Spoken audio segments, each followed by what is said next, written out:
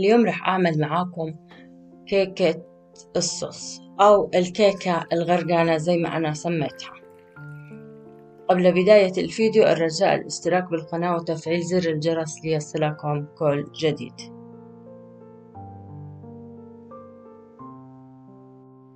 في البداية حضرت صحن. هلا بدي أبعد أو أشيل البياض عن الصفار. البياض أولا. بعد ما فصلت البياض عن الصفار هلا بدي أضيف له السكر، نخفقهم مع بعض، أو ممكن تخفقوا البياض أولا وبعدين تضيفوا له السكر. هاي الطريقة هي اللي بتعطي هشاشة كتير للكيك. ضلتني أخفقهم حتى يصير لونهم هيك عبيض. هلا راح أضيف لهم باقي المكونات. أول إشي حنحط صفار البيض ونخفق طبعا.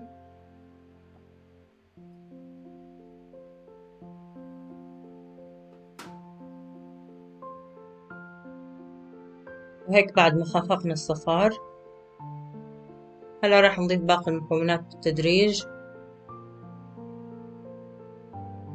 ضروري نضل نخفق يختفي الصفار بالنهاية. هلا راح أضيف الزيت.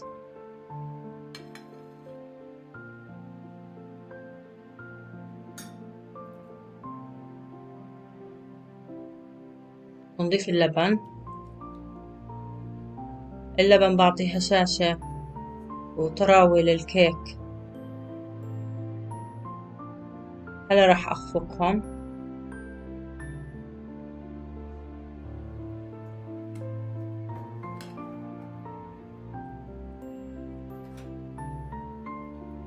هلا بدنا ندخل المكونات الجافة اللي هي عبارة عن طحين وبيكنج باودر وفانيلا ملح.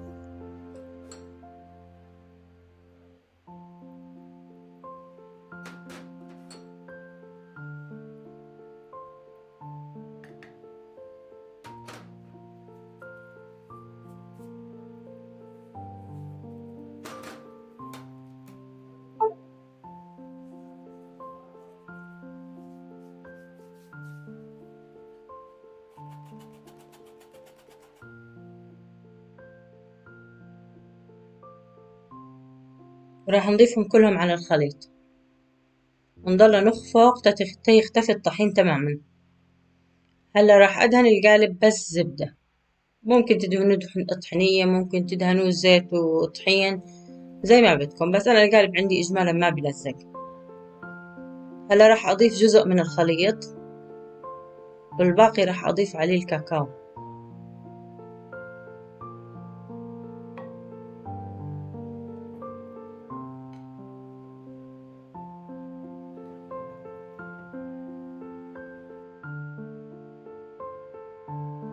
هلا بعد ما ضفت الكاكاو على باقي الخليط راح أضيفه فوق القالب كله. هلا راح أعمل هيك هاي الحركة عشان تفرغ الهواء اللي جوا الخليط، أو ممكن تخبطوا القالب خبط كمان بفرغ الهواء. وهلا بعد ما خبزته على درجة حرارة 170 تقريبا أخذ معي نص ساعة.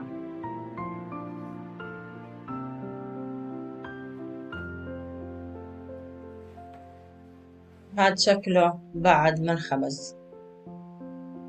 شوفوا الارتفاع وشوفوا الهشاشة وشوفوا جمال القالب كيف.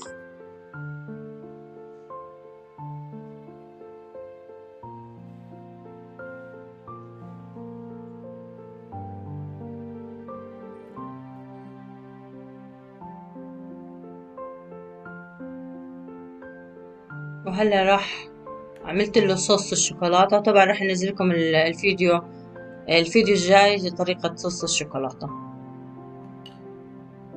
هلا راح اشربه بالصوص واغرقه تماما بالصوص. هيك بعد ما غرقناه بصوص الشوكولاتة طبعا راح اصب شوي كمان بالنص، بنص القالب الصوص.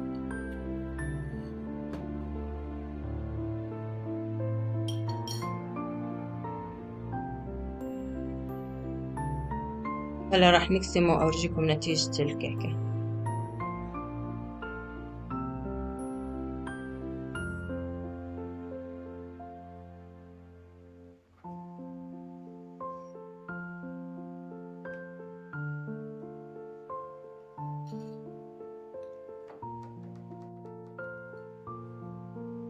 وهالمرة راح أحكي لكم عن جد لازم تجربوه، طلع الطعم خرافي وهشاشة لا توصف للكيك، وكتير زاكي، حتى الصوص طعمه رهيب. لازم تجربوها، وألف صحة وهنا.